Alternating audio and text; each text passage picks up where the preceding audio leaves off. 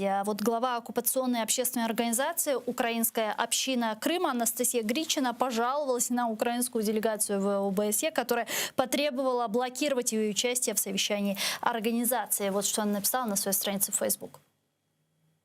Как всегда, звучали фейки о тысячах задержанных политвязней, которых никто никогда не видел в глаза, и прочих существующих только в головах данных выступающих о ужасах жизни в Крыму. Я просила дать право на ответ, чтобы доказать всю абсурдность заявлений украинской стороны. Но, конечно же, на демократическом европейском заседании, посвященному правам женщин, женщинам из Крыма слова на ответ не дали. Пане Олександре, как вы считаете, правильно ли сделала украинская делегация заблокировать выступление некой Анастасии Гричиной, которая является главой вообще абсурдного объединения «Украинская община Крыма»? Вообще, что это?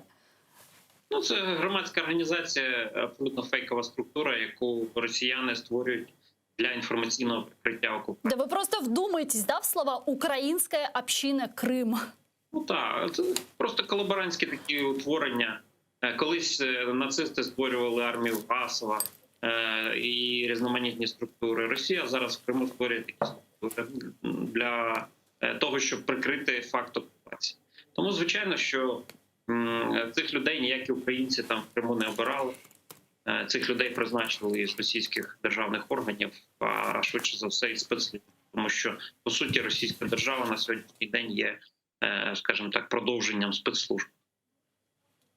Но мы видим, что оккупанты всячески пытаются использовать вот, площадки международные, там высказываться, что-то там врать откровенно, да, вот сейчас ОБСЕ, потом до этого мы также видели различные там делегации с числа коллаборантов, которые пытались выступать, вот даже тему, проблематику воды в рамках Организации Объединенных Наций даже пытались поднимать и выставить Украину такой страной, которая там вот издевается над своими гражданами и так далее. Вот насколько вот эти их попытки, они могут привести к какому-то их желаемому результату, или все-таки они тщетны? Ну, є міжнародне право, зокрема в ООН, в межах ООН. Ціла низка документів, які передбачають, що забезпечення населення і взагалі окупованих територій є на плечах окупанта. Якщо Росія окупувала ці території, відповідно, вона повинна їх забезпечувати. Якщо вона їх забезпечує погано, через те, що їй треба там будувати свою армію чиновників, свої поліцейські якісь сили, то це питання пріоритетів. Насправді, з самого початку Росія повинна була забезпечити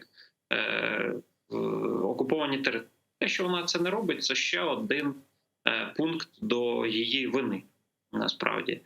І ще раз підкреслюю, для питної води, для забезпечення питною водою 2,5 мільйонів людей абсолютно достатньо навіть мосту, який існує на сьогоднішній день. Я вже не кажу про інші технологічні засоби, це маса флот велетенський є російський, який возить там нафту, зерно і так далі з Азовського моря, там в дуже великих обсягах. І, в принципі, ніяких проблем технічних забезпечити саме питною водою нема. Так. Є проблема забезпечити технічною водою, і водою для промисловості, водою для різноманітних там господарських потреб і так далі. Ну, це вже зовсім інакша ситуація. Тому що Україні не потрібно, щоб було забезпечено цією водою ні промисловість, ні якісь силові структури. Тому що інакше буде посилюватись колонізація півострова.